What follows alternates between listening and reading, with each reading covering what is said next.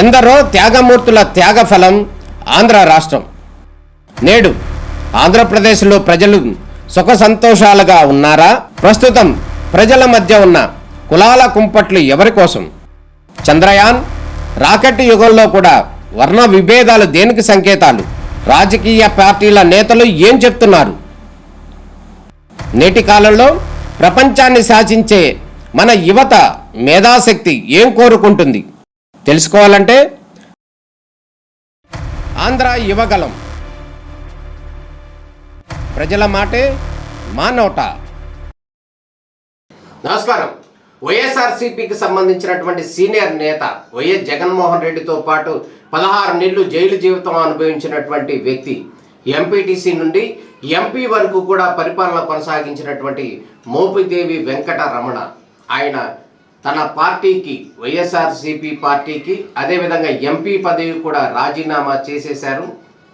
అందులో భాగంగానే తెలుగుదేశం పార్టీలో చేరే ప్రయత్నంలో భాగంగా ప్రత్యేకమైనటువంటి మోపిదేవి వెంకట రమణ ఆత్మీయ సమావేశం నిర్వహిస్తున్న పరిస్థితి కనపడుతుంది. ఈ సమావేశం ద్వారా ఆయన తీసుకునేటటువంటి నిర్ణయం ఏదైతే ఉందో, ఆయన టీడీపీకి వెళ్ళే ప్రతిపాదన ఏదైతే ఉందో ఆ ప్రతిపాదనకు సంబంధించినటువంటి అంశాలను మోపిదేవి అనుచరులతో ఆయన చర్చించబోతున్నారు.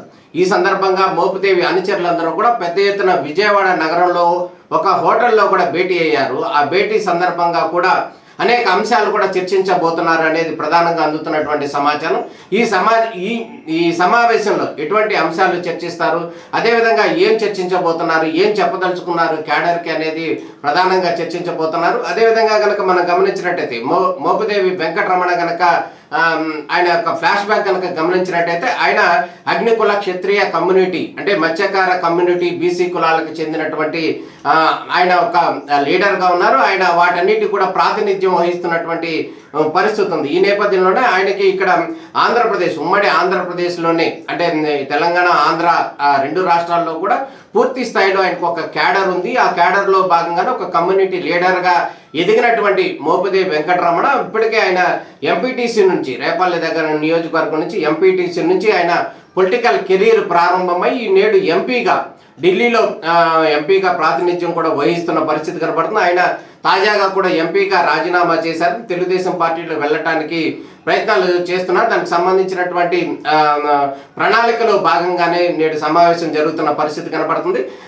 ఆయన ఇప్పటికే మోపిదేవి వెంకటరమణ కనుక గమనించినట్టు 3 సార్లు మంత్రిగా పనిచేసిన పరిస్థితి, ఆయనకు ఉన్నటువంటి ఎక్స్పీరియన్స్ ఉందనే చెప్పుకోవచ్చు.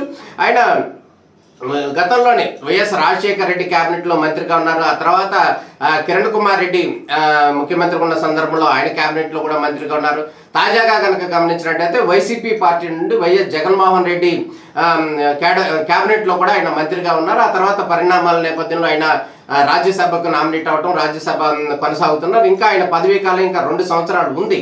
అయినప్పటికీ కూడా ఆయన తన పదవికి వైఎస్ఆర్సీపీ పార్టీకి రాజీనామా చేసి టీడీపీ పార్టీలోకి వెళ్ళడానికి సిద్ధమయ్యారనేది క్లియర్గా కనబడుతున్నటువంటి